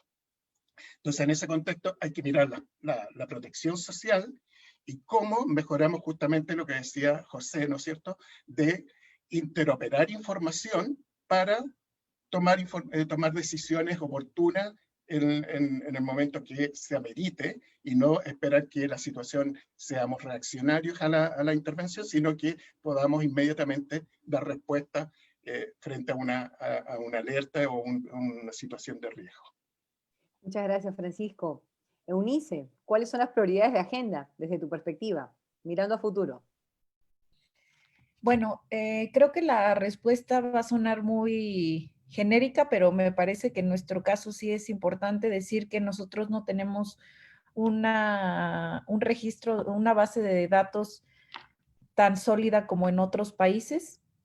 Entonces, para nosotros es importante hacer un registro, una base de datos de registros administrativos más sólida que nos permita hacer cruces inmediatos y que no, cuando haya estas emergencias sanitarias o de algún otro tipo, tengamos que ir a recabar información. Entonces, para ello, pues el reto más importante, evidentemente, pues es recoger toda la información disponible. Por un lado, ya como se mencionó, la información es mucha y variada en cuanto a sus características, pero por otro, debido a que la cuarentena se alargó y no se tenía información al inicio, fueron muchas las acciones que se tomaron. Esto en todos los órdenes de gobierno, como en los diferentes ramos, y yo creo que esto es en todos los países que estamos aquí dialogando, ¿no? Ahora, el reto es primero poder recabar todas estas experiencias y transformar y sistematizar los datos obtenidos en información relevante, incluido lo que acabamos de recoger en esta pandemia. Y esta tarea, la verdad es que no es simple porque es importante contextualizarla, como les decía, saber qué información es la que solamente forma parte de la pandemia, que no, a veces no es tan sencillo saber si la población objetivo se modificó, se incrementó o se disminuyó solamente por temas de la pandemia o si era una inercia que el mismo programa ya tenía. Y esta contextualización evidentemente tiene que ser con base en la capacidad de acción que tuvo cada región, dadas las características de la población, las costumbres de la población, datos relacionados a temas de salud, etcétera, etcétera. Y una vez que la información esté contextualizada, es importante generar los mecanismos para clasificarla y poder preservarla y cuando haya algún tema como, digo, esperamos que no, pero en una próxima pandemia o alguna emergencia de carácter social, pues evidentemente, aunque cada caso es diferente, tengamos información más fácil y que accedamos a ella de manera más sencilla e incluso poderla compartir con otros países de la misma región para poder tomar decisiones acertadas, relevantes a cada decisión de política social. Muchas gracias, Eunice. Mónica, las prioridades de agenda desde tu perspectiva. Gracias, Norma. Bueno, yo creo que uno de los temas importantes ahora, ya viendo un poco el tema de la contención pues de la pandemia y lo que viene la reactivación económica y demás, ha sido, y que es un tema que empezamos ya a trabajar ahora, y es el impacto y la evaluación de todas estas medidas. Digamos que en la emergencia o en la urgencia, pues lo que hicimos fue priorizar que la gente se pudiera quedar en casa, que no tuvieran hambre, pues que tuvieran los mínimos para estar bien. Pero en línea de esta conversación que creo que se está haciendo cada vez más fuerte de la renta básica, creo que esa es una de las prioridades de agenda y es el impacto de las medidas, cómo eso está reduciendo de manera importante el tema de la pobreza. En Colombia particularmente, pues las estadísticas y las cifras no son muy alentadoras de cómo vamos a quedar después de la pandemia, y sin duda alguna yo creo que no va a ser un proceso fácil también, pero es medir el impacto de todo lo que estamos haciendo y cómo podemos concentrar mejor los recursos a futuro pensando en este ejercicio de renta básica.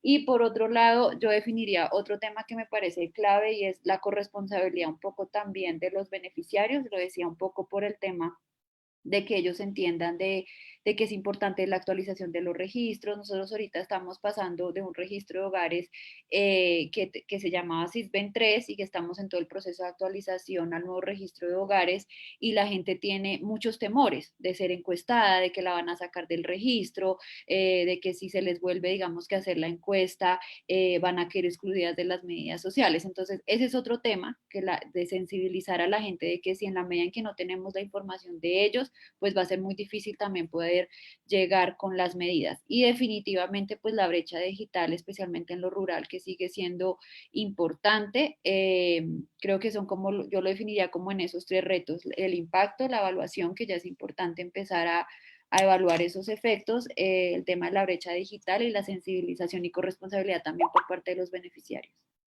Muchas gracias, Mónica. De hecho, muy interesante lo que comentabas, ¿no? El hecho de que cómo hacemos para que la ciudadanía confíe, ¿no? Y actualice permanentemente sus datos, ¿no? Es una discusión tanto desde la infraestructura tecnológica como de la relación con el Estado, ¿no? Y cómo generamos un contexto donde haya pues esta confianza compartida. Realmente muy interesante esta ronda. Y ahora lo que vamos a hacer es pasar a los comentarios. Y es realmente un agrado para todos nosotros darle la bienvenida a Ana Solórzano, quien labora en el Programa Mundial de Alimentos como oficial de políticas de programas de protección social en la Oficina Regional para América Latina y el Caribe. Tiene amplia experiencia en temas de protección social, desarrollo, combinando cooperación, academia, gestión pública. Y Ana va a dar un comentario de 10 minutos en reacción a lo que hemos reflexionado en estas 4 rondas. Bienvenida, Ana. Muchísimas gracias, Norma, y también a mis colegas José Enrique, Francisco, Eunice, Mónica, a la ministra Silvana Vargas. Para mí es un gusto estar aquí y de nuevo muchísimas gracias al MIDIS por la invitación al Programa Mundial de Alimentos para participar hoy. Bueno, ha sido, como menciona Norma, realmente muy interesante conocer todo lo que se está haciendo en estos 4 países y voy a tratar de hacer un análisis bastante general sobre lo que se ha conversado. Y bueno, lo primero es que sin duda alguna los registros sociales han sido una puerta de entrada para la respuesta a la COVID a partir de la protección social. Cabe señalar que en esta región prácticamente todos los países utilizaron o ajustaron o expandieron algunos de sus programas sociales de protección social para responder al COVID y para ello el uso de estas bases de datos ha sido realmente muy importante. Bueno, tenemos obviamente los casos que ya vimos del CISBEN, vimos también el Registro de Información Social en Chile y el Registro Nacional de Hogares en Perú.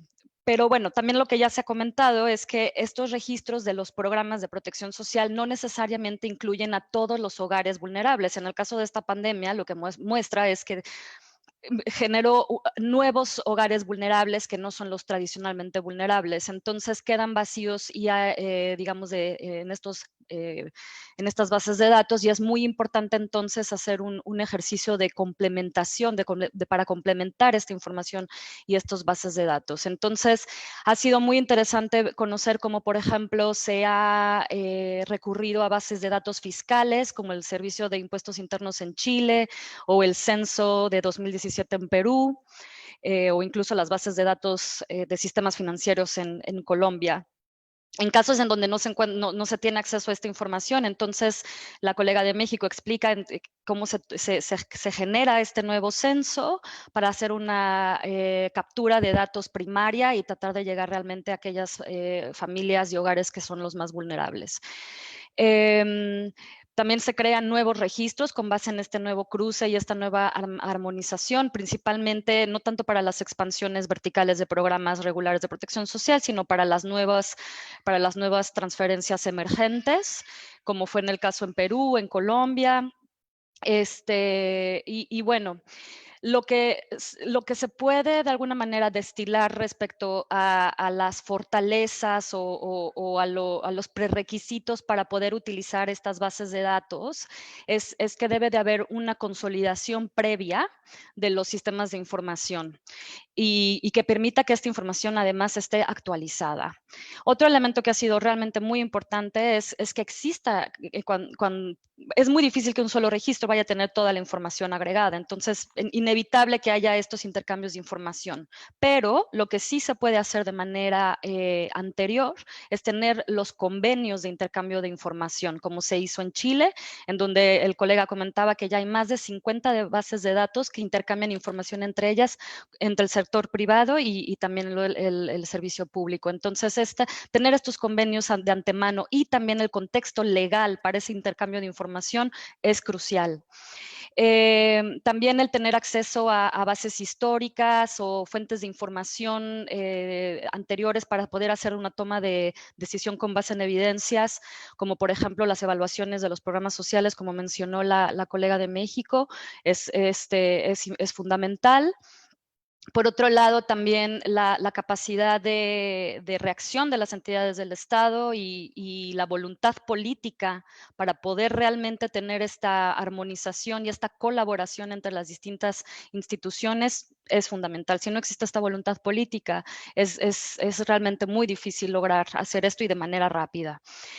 También es muy importante que existan equipos operativos en el territorio que ya estén capacitados y que tengan presencia activa en todo el país para que puedan se permita tener un rastreo diario y continuo de la información de los beneficiarios, como este ha sido el caso en Colombia. Otra cuestión que es realmente muy importante es analizar que las bases de datos, que los datos que contengan sean integrales, es decir, que cuenten como las posibles brechas que puedan tener, por ejemplo, en términos de género, discapacidad, que sean datos relevantes, que estén actualizados, que sean accesibles y que se puedan compartir, que estén libres de errores y además, y este es un tema muy importante y que surge mucho ahora con todo el uso de las nuevas tecnologías digitales, es la protección de datos. Es seguro que estemos usando estos datos, está garantizada la privacidad y la protección de los beneficiarios. En términos de los principales desafíos para utilizar la información en esta crisis y que ya se mencionó, es que los datos se desactualizan muy rápidamente ante una emergencia. Un hogar que regularmente no era pobre puede de repente cambiar su situación y estar en una situación de pobreza extrema. Por otro lado, el hacer la actualización de datos en tiempo real es muy costoso, especialmente si no hay una red local del personal en territorio, como ya se había mencionado, o donde no hay una infraestructura tecnológica, donde puedas entonces acceso a internet, etcétera, para poder hacer estas actualizaciones. Y esto es un reto de nuestra región, sin duda alguna. Como ya se mencionó en otros casos, la falta de protocolos también digamos que alentó el proceso de reconciliación y de armonización de base de datos.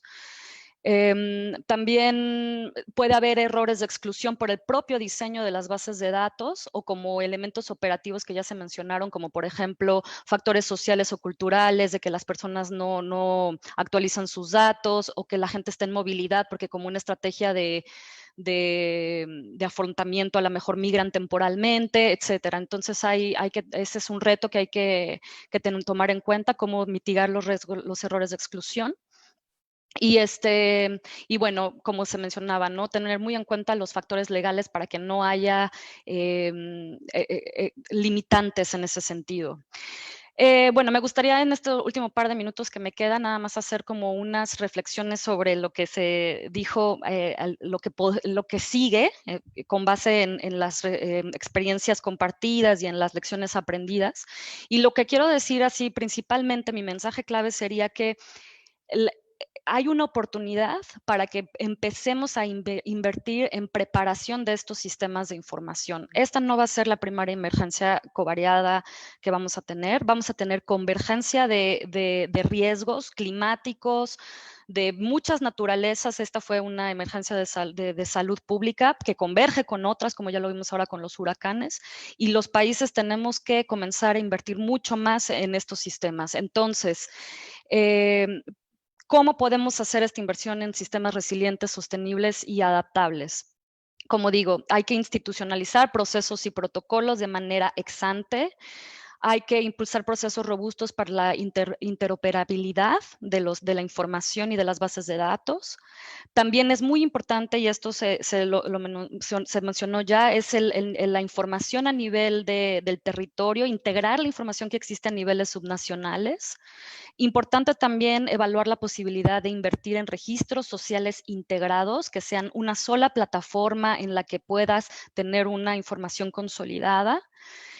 Pero también ahí hay que tomar en cuenta que cada país tiene su propio contexto institucional, operativo, legal y tecnológico, y existen tensiones. Si tú quieres hacer un registro social integrado, va a ser muy costoso en términos de tiempo, es un proceso que dura mucho tiempo y hay que tener realmente la capacidad en términos incluso de recursos humanos para ello.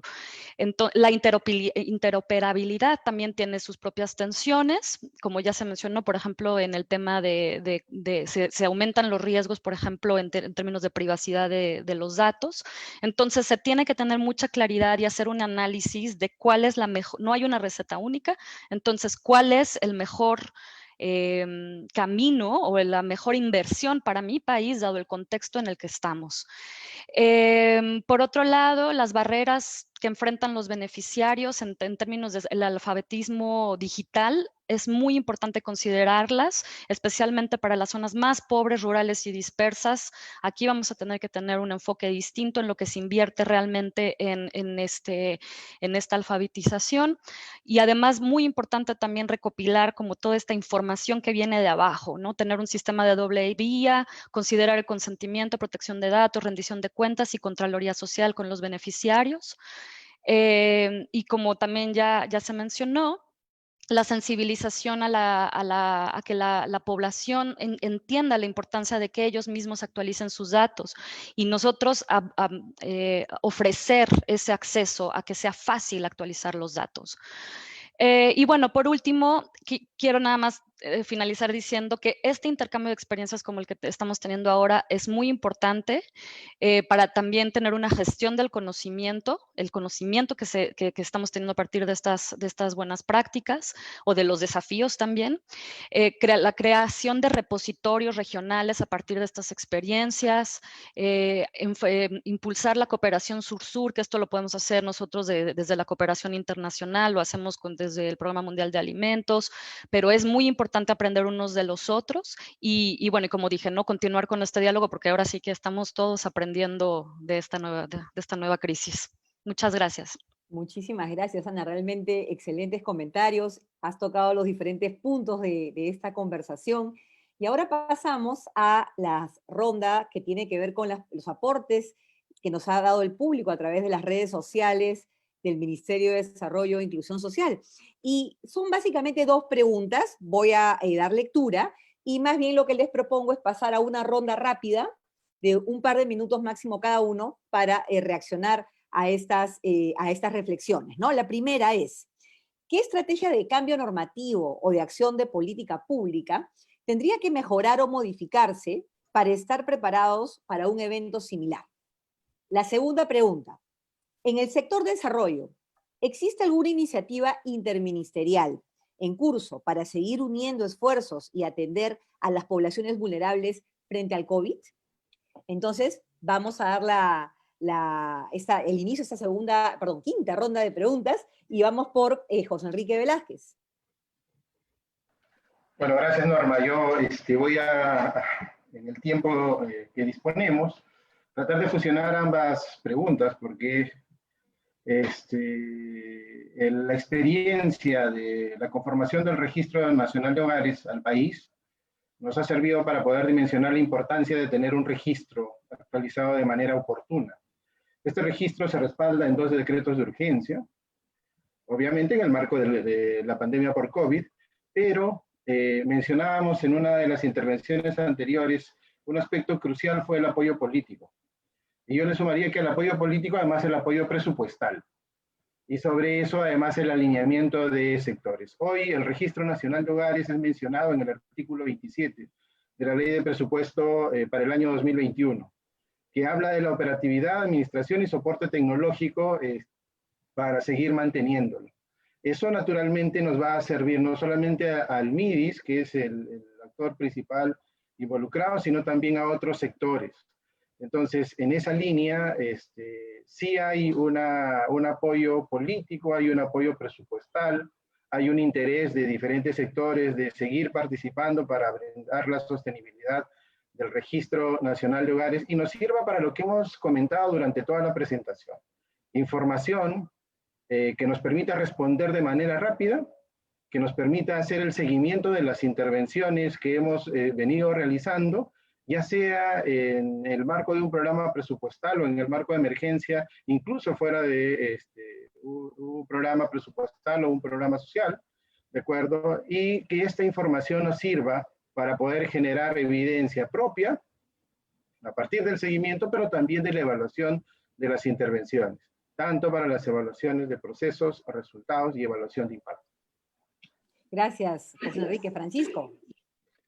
Mira, yo creo que hay temas que yo creo que nos están tensionando en América Latina, y es cómo avanzamos a sectores, no solamente focalización, no focalizar solamente en extrema pobreza, sino que también hay sectores, como señalaba bien Ana, que son vulnerables. O sea, en general, toda la población es vulnerable. Entonces, lo que uno tiene que mirar hasta qué nivel de vulnerabilidad el Estado tiene que darle respuesta con la protección social. ¿Cuál es el piso? ¿A qué población es la que tenemos que atender?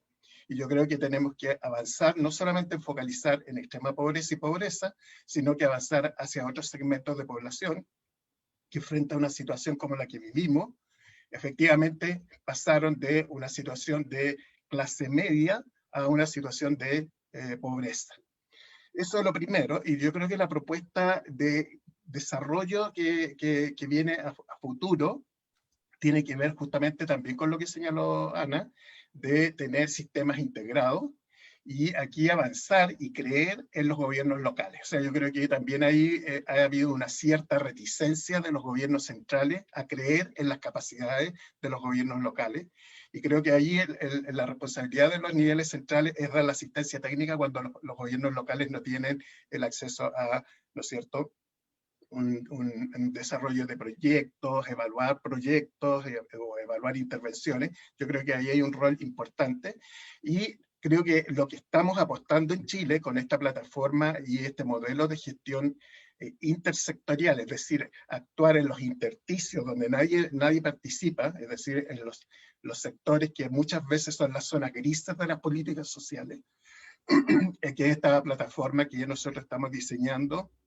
y que estamos avanzando con los municipios, donde además hacemos derivaciones de casos de asistencia social hacia otros sectores dentro del territorio nacional, y al mismo tiempo puede hacer una trazabilidad de qué es lo que va sucediendo con la familia, incluso cambiándose de domicilio de una comuna a otra o de una región a otra, puede hacerse trazabilidad de qué sucede con esa familia. Entonces yo creo que hay que apostar a eso, y siempre, como está establecido en nuestras leyes, resguardar la información de la familia y de las personas. Así que en eso nosotros somos súper cuidadosos, que la información que entregan, justamente para evitar la desconfianza, como señala Mónica, porque en la medida que nosotros le aseguremos a la persona que la información que está entregando es de uso confidencial y que no va a ser usada para otros fines para lo que ella autoriza, vamos dándole, ¿no es cierto?, transparencia a la acción social. Eso básicamente yo creo que tenemos desafíos de dar respuesta de políticas sociales más dinámicas, porque el conocimiento se duplica en mucho menos tiempo que antes. Entonces aquí hay un desafío que nos tensiona también a los que trabajamos en el aparato público, de estar permanentemente actualizando. Excelente, gracias Francisco. Eunice. Gracias. Yo creo que un reto importante va a ser, como les decía, contextualizar la información que vamos a tener en monitoreo y evaluación a partir de este año, porque vamos a tener que hacer relaciones causales muy importantes de cuáles son realmente las modificaciones de política pública o los impactos que solamente sucedieron a partir de COVID-19, y las relaciones causales no siempre son tan sencillas de hacer. Ese es el primer reto, ¿no? Que haya relaciones causales precisas para nosotros en una posterior emergencia social, poder identificar cuáles fueron las acciones de éxito, no solamente para la cuestión de salud, sino para la reactivación económica, que es uno de los retos importantes. Para eso necesitamos recoger toda la información disponible en este año, aun cuando sabemos que la recolección de información es un reto muy difícil, por lo menos en lo que corporalmente implica, ¿no? O sea, por ejemplo, el censo de población de México que llevamos a cabo cada 10 años se tuvo que suspender por decreto presidencial, y se tuvo que terminar de hacer por página web, que eso es una cosa que no mencioné, pero el censo de población se hizo la última parte por página web porque no había condiciones de salud para ir a visitar al final a toda la población que faltaba por visitar. Esa es la primera cosa. Y la segunda, lo que tiene que ver con iniciativas intersecretariales o interministeriales, nosotros ya lo estamos llevando a cabo. De hecho, hay un consejo intersecretarial en el cual estoy como representante también, y que tiene como objetivo que los programas que se diseñan se implementen a través de la Secretaría de Bienestar. La Secretaría de Bienestar implementa porque es la secretaría, por lo menos en México, con más personal adscrito en territorio, y nosotros tenemos capacidad para hacer un despliegue territorial importante. Entonces ya hay colaboración en las distintas etapas de política pública, nosotros tomando la implementación y al final colaborando importante también en evaluación y monitoreo a partir de lo que otras secretarías diseñan y planean. Muchas gracias, Eunice. Mónica. Gracias, Norma. Bueno, yo creo que sin duda alguna, pues la pandemia nos demostró que nos toca adaptarnos rápidamente al cambio. Nosotros veníamos, digamos que manejando un tema de transferencias monetarias, como yo les decía, de 15, 20 años, donde teníamos todo, digamos que ya muy cuadriculado, y definitivamente esto nos retó a muchas cosas que hoy definitivamente también nos han traído cosas buenas. Entonces, creo que definitivamente sigue un proceso de depuración importante de las bases de datos, sobre todo garantizar que estamos llegando a ese core de población más necesitada. Sin duda alguna, estamos llegando a una población de pobreza importante, pero como lo decía Francisco, esto nos ha retado no solo a llegar a las personas que teníamos ya identificadas, sino a esas nuevas poblaciones que retrocedieron en la línea de pobreza, que habían pasado y que hoy ya nuevamente hacen parte de esta base, y definitivamente también flexibilizar.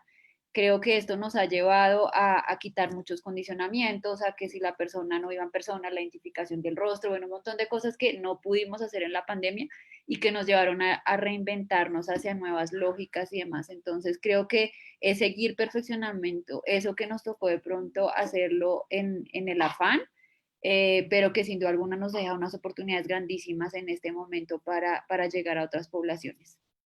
Muchas gracias, Mónica. Ana, no sé si quieres hacer alguna reflexión final.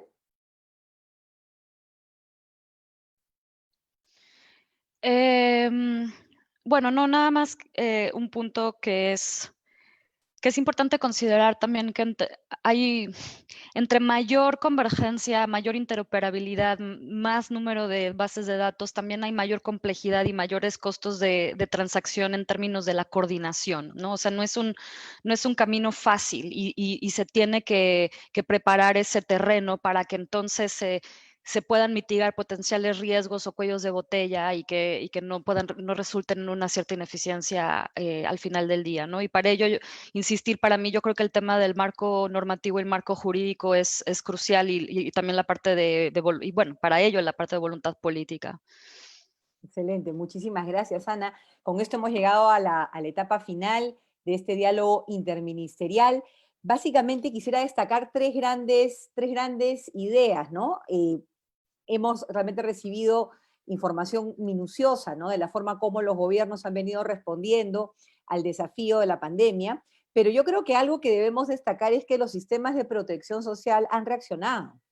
Es cierto, y todos seguramente podemos hacer un balance de lo que salió bien, de lo que salió más o menos, lo que pudo salir mejor. Pero es interesante destacar, ¿no? Yo creo que es algo que emerge a nivel de América Latina, ¿no? Una región que ha sido muy golpeada por esta pandemia, pero cuyos sistemas de protección social pudieron responder. Ahora, queda claro que el reto que tenemos por delante es importantísimo, en el sentido que esta pandemia va a incrementar la pobreza monetaria, va a incrementar la vulnerabilidad. Entonces la protección social va a ser más necesaria que nunca en este contexto, ¿no? Y yo diría que en ese sentido, reflexionar, ¿no? Todos los países, por ejemplo, han empleado transferencias monetarias de un modo u otro, ¿no? América Latina, como ustedes saben, fue la cuna de las transferencias monetarias. Son prácticamente 2 décadas de experiencia acumulada, ¿no? Las transferencias a veces son queridas, a veces son incomprendidas. Lo cierto es que han sido tremendamente útiles en este contexto, ¿no? La pregunta es, ¿cómo pensamos en un sistema de protección social más allá de los bonos, que lo incluya, pero que no se limite? Y es ahí donde los colegas han sido muy claros, ¿no? El reto que tenemos por delante es pensar un sistema de protección social con una mirada de piso mínimo, y la oportunidad está dada, a pesar de los diferentes desafíos que tengamos en nuestros países, de tener una mirada latinoamericana a esta situación donde nos toca enfrentar desafíos comunes, desafíos, por ejemplo, de tener mercados laborales con altos niveles de informalidad, o el desafío de repensar nuestro sistema de protección social, que ha estado muy enfocado a la pobreza, a que ahora mire más la situación de vulnerabilidad. Otro cambio de chip que tenemos que hacer es que nuestros sistemas de focalización, que tienden a pensar a la población como si fuera estática, se adapte a la movilidad de estas poblaciones. Y lo hemos visto en nuestros países, ha sido bastante claro en este contexto de pandemia, por ejemplo, cuando de las grandes ciudades salían personas de retorno al campo. Es un claro ejemplo de esta flexibilidad, como dijeron varios panelistas, que tienen que tener los programas sociales en particular y la política de protección social en general, ¿no? Otro mensaje bien importante que ha salido aquí en este debate es la importancia de la información, no solamente la información en el sentido de qué es lo que nos, digamos, da cuenta de lo que sucede en la realidad, no solamente la información como algo que nos permite mejorar la efectividad de las prestaciones, sino la información también como un elemento clave en la construcción de confianza entre el Estado y la ciudadanía, la información como un instrumento que nos ayuda a construir legitimidad. Y yo creo que eso es bien importante, porque parte de lo que nos toca construir es una mayor confianza entre la ciudadanía y, en este caso, las entidades públicas que están trabajando en la respuesta a la pobreza, la respuesta a la vulnerabilidad, ¿no? Y finalmente, yo diría, y quisiera aquí, para terminar, saludar, ¿no?, este espacio generado por el Ministerio de Desarrollo e Inclusión Social. Hay mucho que compartimos en América Latina, podemos aprender de esta experiencia comparada, tanto a nivel de investigación como a nivel de este debate e intercambio de ideas. Estoy segura que la audiencia que nos ha seguido por las diferentes redes sociales del MIDIS se ha quedado también muy interesada por los diferentes ejemplos compartidos a nivel de América Latina, y también yo creo que queda muy claro que lo que tenemos en común es mucho mayor que lo que los diferencia. Entonces nos toca pensar de manera regional también estos retos de la protección social. Por mí, les agradezco mucho el haberme invitado, ha sido un honor compartir este espacio con los panelistas, con José, con Elmer, con obviamente la señora ministra Silvana Vargas. Decirles que en el marco de esta Semana de la Evidencia, el MIDIS tiene una agenda de eventos y invitarlos para el día 9 de diciembre a las 3:30 de la tarde a través de las redes sociales del MIDIS. Va a haber un evento sobre programas de transferencias condicionadas en América Latina y su importancia para el capital humano, un tema crítico a la luz de lo que hemos escuchado en este espacio. Además, invitarlos a revisar la página web de Evidencia MIDIS, que la encuentran rápidamente en Google, ponen Evidencia y MIDIS y encontrarán ese repositorio de estudios y evaluaciones desarrollados por el sector para los diferentes programas sociales. Con eso, damos por clausurado el evento, agradeciéndoles a todos su sintonía y esperándolos en una próxima oportunidad. Muchísimas gracias. Muchas gracias. Mucho gusto y muchas gracias. Gracias a ustedes. Gracias a todos. Gracias a todas. Hasta luego, muchas gracias. Hasta luego. Muchas gracias, señora ha sido un placer. ministra. Hasta luego.